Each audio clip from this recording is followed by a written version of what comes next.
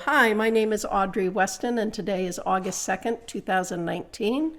And we are here at the Hatfield American Legion, and I am talking with Edward Wroblewski. Did I say that correctly? Yes, you did. Okay. As part of the Hatfield Historical Society Vietnam Veterans Oral History Project. And to start with, could you tell me your full name, please, and where you were born? It's Edward William Wroblewski Jr. He's born in Northampton. It's Coolie Dick. Okay. And then did you live in Hatfield at that time, Edward, your family, or? Oh, first 6 months we were in Whiteley. Then we moved to Hatfield. And you've lived in Hatfield since? Yes. Okay. And do you come from a large family? Yeah. Got a brother and 3 sisters. Are you the older, the younger? Yes, I am the oldest. You are the oldest. Oh, my goodness. I was the first mistake. So today we're talking about your experience in Vietnam. Do you want to tell me how you ended up? Well, what did you serve in as Vietnam? I was in the Air Force. Okay. And how did you end up in the Air Force? Volunteered when I got my draft notice. How old were you, Ed? Probably 18. Okay. And you just decided to volunteer after you got your notice? Oh, yeah. I don't like snakes. I don't like jungles. And I don't know how to swim, so I volunteered for the Air Force. So you would have more control over the situation. Is Yeah. that it? And how did that go over with your family? Well, they kind of wanted me to go to college, but I figured I was going in the service one way or the other. Okay. And were you had graduated from high school at that point? Yes, and 1 year college. And so what happened after you signed up then? Where did you end up going for training? Well, we went to Lackland Air Force Base in Texas for basic. Then I went 6 months for tech school training in Lowry Air Force Base just outside of Denver, Colorado. And from there I was stationed in Japan for 2 years with several TDYs to South Korea. All right, I'm going to back you up though. So you started in basic in Texas. Yeah. And what was that like? Had you ever traveled that far before? No, Okay. and it was 3 days before Christmas, so it didn't make me very happy. Did you just get the notice that you were leaving then? Is that how Yeah. that happened? Okay. Yeah. And what exactly did you expect did you know anything of what to expect or? I had no idea. It wasn't fun. I was kind of a little bit on the heavy side, and, it was rough for me with all the physical training, but I made it. Did you find camaraderie with the other people there or yes. what happened? Yes. Yeah. And what type of training was it then that you were getting in Texas? Normal basic training, the physical training, running and crawling under fences and stuff, and marching. Did you learn any weaponry there or no? No. Okay. And how long were you in Texas? I don't know, 4 or 5 months. Wasn't very long. Now, did you get a break to go home in that time or no? No. And then what happened? Then we were sent to Denver for tech school, where several of us got into munitions maintenance. Now, was that your choice? Well, in basic training, they gave you aptitude tests, and then they told you what you were going to do. So they told you munitions was for you. Yeah. How'd you feel about that? I liked it because I Yeah. like guns and stuff. So what did that include in your training? A lot of training on the different weapons that are carried on the airplanes. Bombs, rockets, missiles, guns that are mounted on the planes. Did you actually work with those real items, or what does that look like? I mean, how do they train weren't somebody? real, but they were, dummies. Yep. But we had hands-on training of the weapons. Yeah. It was interesting. Do you learn like the chemical makeup of them too and things like that, or No, just how to handle them, or just how to handle them. yeah? Huh. And how long were you? That was in Denver, you said, right? Yes, that was approximately, it was either 6, 8 months, somewhere around there. And did you liked it? Yes, I did. Do you have any memories from those days, either of those training days? Oh, yeah. Any you want to share? Yeah, we had a good one. We ended up at KP, kitchen duty. Mm-hmm. And nobody could figure out why we always had pies in the barracks. What we used to do is, when we take the pies and put them in a trash can, put another trash can on top of it, and send it out to our buddy that was washing the trash cans, and tell him, be careful of this one.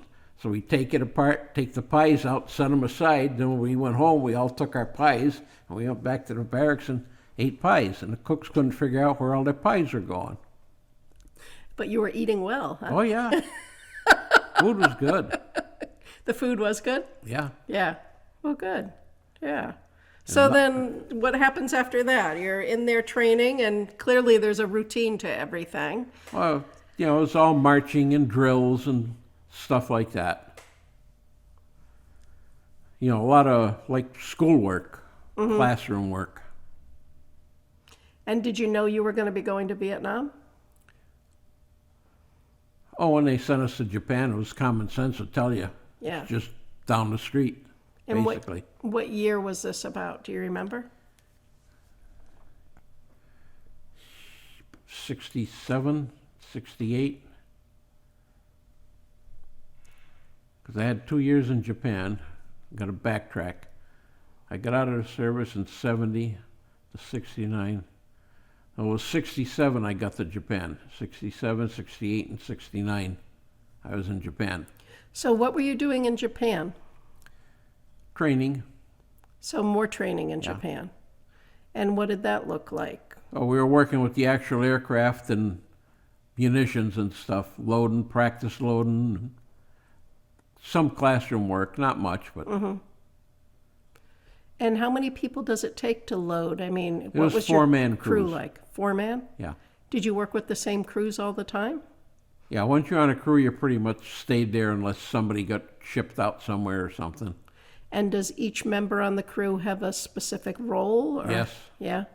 What was your role?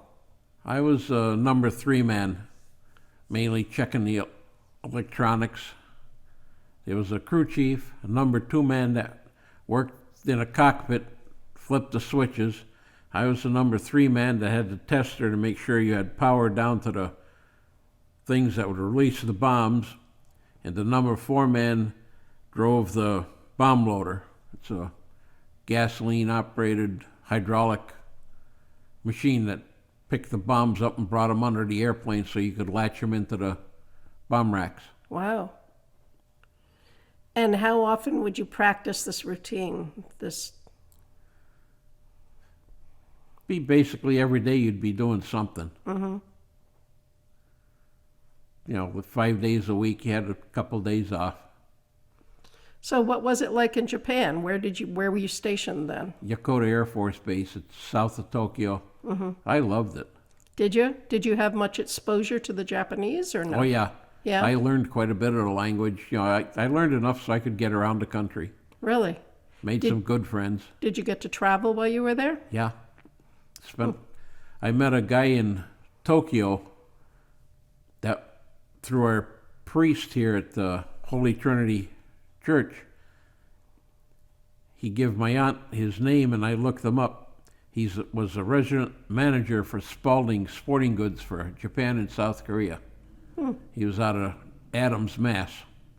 Made good friends with him. Used to go on any weekends, go to Tokyo and visit him. What was your training schedule like? How many days were you on and off? It was like a 5-day work week, most of the time. And then you were free on the weekend or the 2 Yeah. days off? Yeah. And were there any restrictions about where you could travel or No, not at that time. No. no? And you lived in a barrack situation, right? Yes. And were you still hiding pies or doing anything like that? No. Were you up to any activities like that or no? No. We kind of calmed down after that. And you were there for how long? 2 years, but spent several trips down to South Korea. And what were you doing in South Korea? They had the alert pads down there. Go down there for a couple weeks at a time, sometimes longer. I was in South Korea when they captured the Pueblo in January 23rd, 1968. Really? Yeah, we worked 3 days loading bombs, putting bombs together. They sent airplanes in from all over the states. And you were just nonstop loading bombs? Yeah. Wow. Never dropped one, but then we had Wow. to take them all off. So you were always on the ground just loading. Is that pretty much that was your Yeah. role? And in a situation like that, it was just nonstop Yeah. doing it. Wow. How many crews would they have working like that? Oh, there was 10, 12 crews in a squadron. There's 3, 4 squadrons. Did you ever run into any complications? Oh, once in a while you drop a bomb, but kind of pick it up quick and don't say nothing. What happens when you drop a bomb? As long as it don't go bang, you're safe.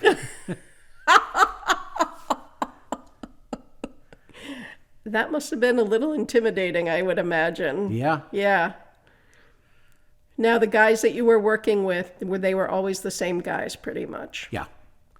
Were they from New England also, or from all over? All over. There was almost 20 of us that went through basic, tech school, Japan, and then Vietnam together. Wow. We got real close. Wow. Yeah. And so would they travel with you, and would you hang out in your off time too? Yeah. Yeah. Yeah. Wow. So you mentioned when you went down to where in Japan for 3 days, a platform. What was it you said you were on? There was something you mentioned. You were there when they were bombing something. Oh, when they captured the Pueblo? Yeah. Yeah. And where were you specifically at that point? Osan Air Force Base. Okay. And that was a special duty for you. You got sent down there just to do that. Well, we were due to go back to Japan the day that happened. But you didn't. No, we didn't. You stayed. Yeah, for another 2 or 3 weeks. Wow. Wow. And that, in the winter, that was awful cold. It got so cold in the barracks one time that we had to put the beer and stuff in the refrigerator to keep it from freezing. So it sounds like it was a hard life in some ways and not so hard in other ways. We lived in tents Yep.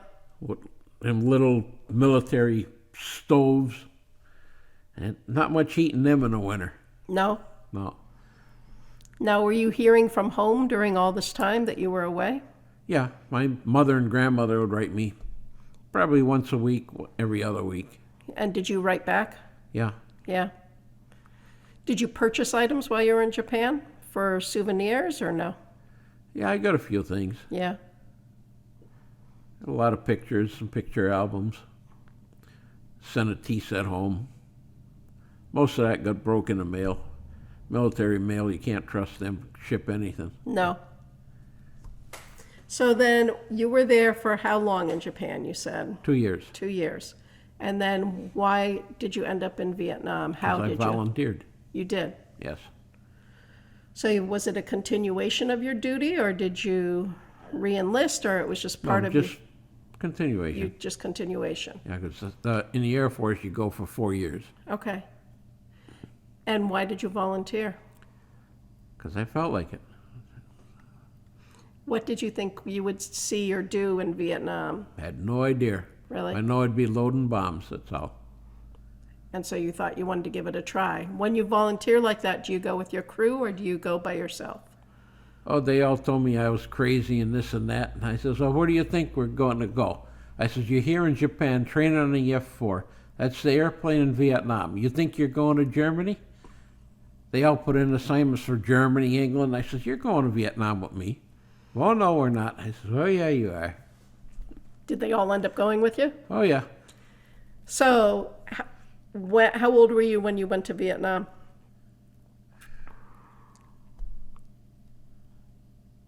20, 21? Wow. 21, I think. And did you fly in, or? Oh, yeah. They sent us in on a big commercial airplane. Mm-hmm. And what was that like when you arrived in Vietnam? Hot. We got there, I think it was towards the end of July, August. Do you remember, I mean, like a humid hot, or what type? Oh, yeah. Very humid. Yeah. Smells? Any smells? Yeah. Different. Different? Were you happy you had made this choice, or how were you feeling?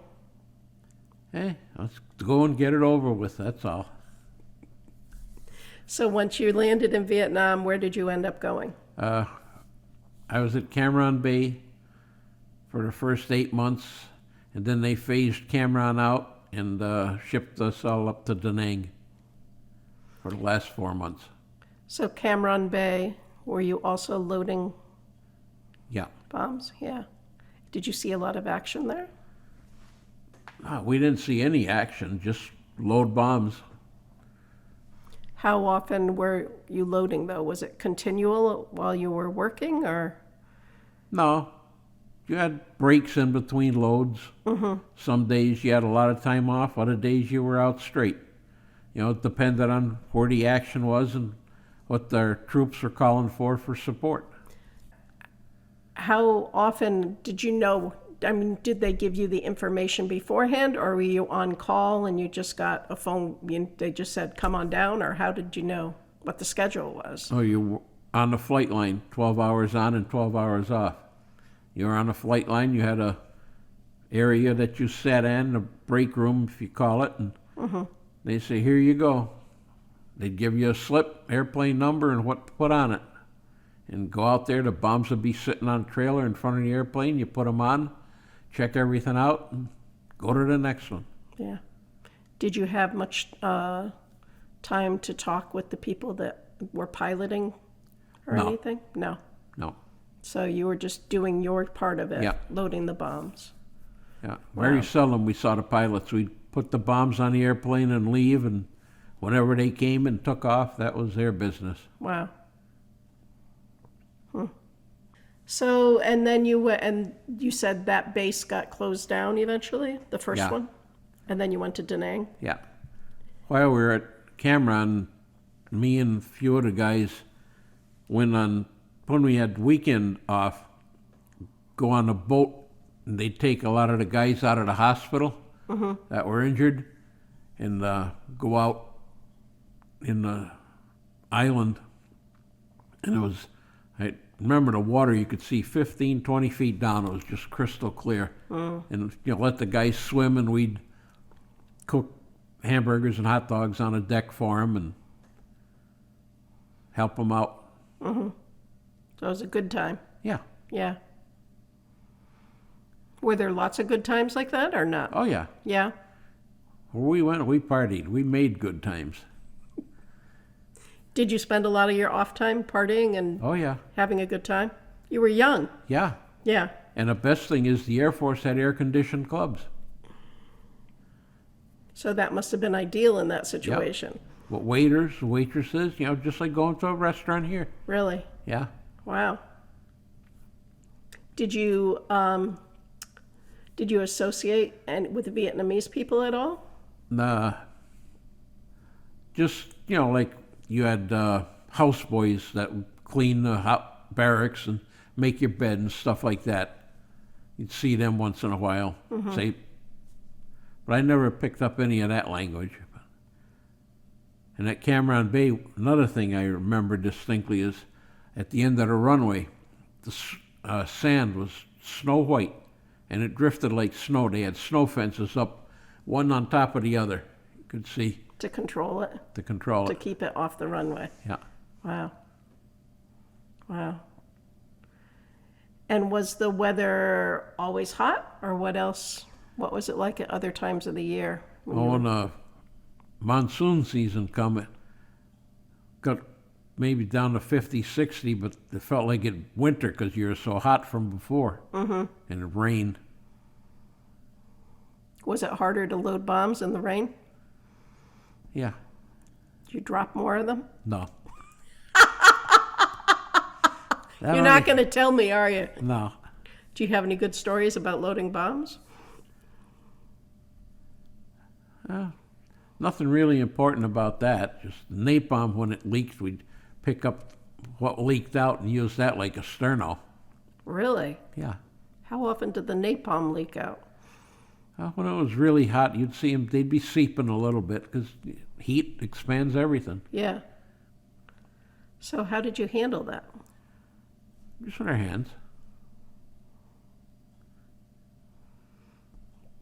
Did you know you weren't supposed to be handling that? Who cared at that time? You had to have something to warm up your can of soup. And what was the food like when you were in Vietnam? Oh, our NCO club was great. You could steak, anything. Yeah. You know, hamburgers, ice cold beer. There's that beer again. Yep. There you go. I was a professional by the time I got out. There you go. Did everybody drink? Oh, yeah. Did you see any other drug issues or no? Yeah. Yeah? Yeah. Yeah.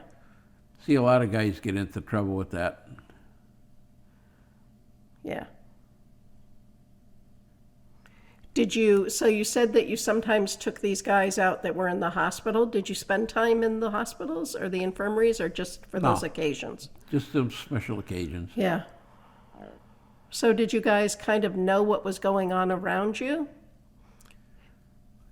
No, they never told us much of anything. And how did you feel about that? Get to the point where you don't care. Yeah. They don't even give us a gun. Well, did you need one, did you think? No. Did you worry sometimes that you didn't have one? When the rockets start coming in, you kind of wondered, you know. Mm-hmm. That didn't happen all the time. But Wow. I mean, you were still very young. That's a lot to take in. yeah, And I would imagine that the people you were working with were also young like that. yeah. Yeah. Yeah, we were all basically the same age. Yeah. You know, within a couple of years. Yeah. Wow. So, how long were you in Da Nang then? 4 months. And then what happened? They sent me home. Were you done? Yep. Really? Got an early out by almost 5 months. How did you get an early out? Because they figured it'd be a waste of time reassigning me somewhere else. Oh, you couldn't have been that bad. Come on. Hey. When the sergeant started giving his speech, re-enlistment speech, at, I can't think of the base in California where we landed. It was Southern California. Started giving us a re-enlistment speech, and we all just started laughing at him. He said, "Oh, this is a waste of time," and he walked away.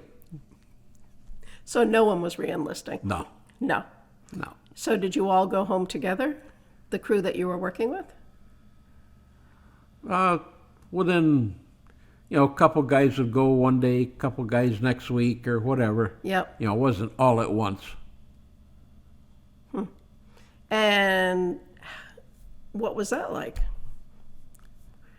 Were you excited to get out, or Oh, yeah. had you had enough by then? Yeah.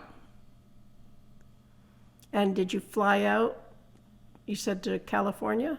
Yeah, they flew us from Vietnam, stopped in Hawaii, and then to Southern California. And then I drove out to Arizona with a friend of mine, and then I flew home from Arizona, spent a couple days there. What was the response when you got back? Oh, we had a hell of a party. At home or? At home. At home. And how about the public response when you came back through the airports and through whatever else, traveling? Oh, it wasn't very nice. Yeah. Were there actual incidents that you remember? Or? Oh, yeah, I got spit at, called baby killers and all that. They told us, wear civilian clothes going through, flying home and stuff because of it. And how old were you when you came home? 22, somewhere around 22, 23. Wow.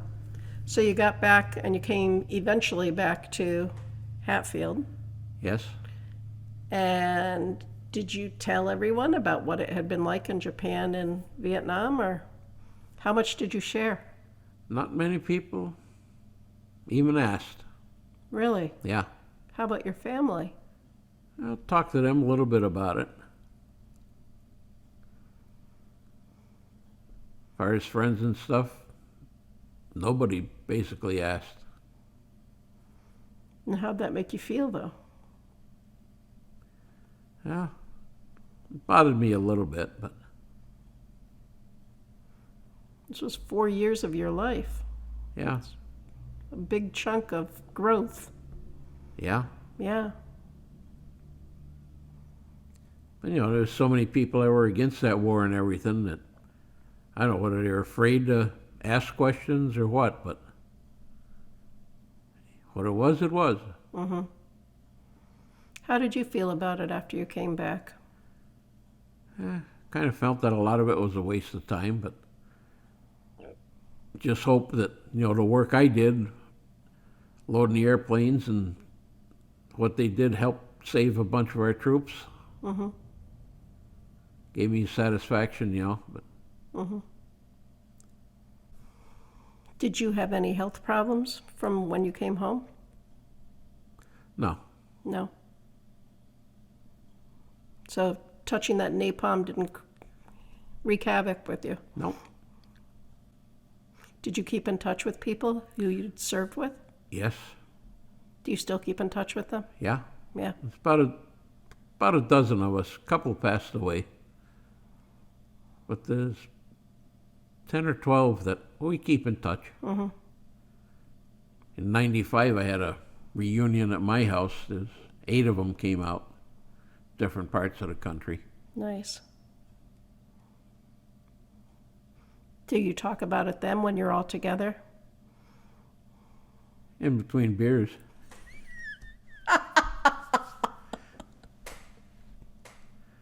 So do you think you made the right decision in enlisting like you did in the Air Force? Well, for me, it was right. And being assigned like you were, so Yeah, I enjoyed what I was doing. yeah. Would you recommend that to someone else to take on that, or no? Yeah. It's interesting. Did you use any of that knowledge when you came back as a TWA civilian? wasn't flying bombs. Well, I would imagine there's some engineering and skills involved in some of it. So They wanted me to go at Barnes, but in the guards there. But I just had it with the military. I didn't want anything to do just with went it. out. Yeah. Yeah. I should have gone, but hey, what's over and done with? Yeah. Do you have any words you'd like to say about serving in Vietnam or to those who serve today? I don't know. Some of these messes we're getting ourselves into, you wonder if it's worth it, but you got to do what they tell you, whether you like it or not. Just hope you get home safe. Did you lose friends in Vietnam? No. No. So you were very lucky. Yeah, well, we never saw any action. We were find on base. We couldn't go anywhere. You know, as all the other branches of the service were out protecting us. You know, protecting the bases and kept us safe. So as long as you didn't put yourself in jeopardy in your downtime, you were good, huh? Yeah, Yeah. That's still a very different situation to put yourself in at a very young age. yeah. So, We all made the best of it. You know, like I said, there was a group of us that we were tight. They're like brothers, actually. And that's more than anything what pulled us all through it. You know, we had each other.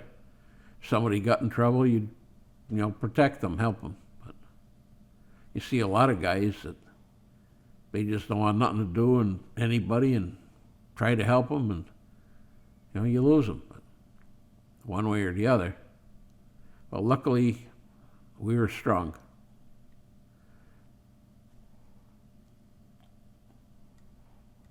well, thank you very much for sharing your experience. Is there anything else you want to tell us about being a Vietnam veteran?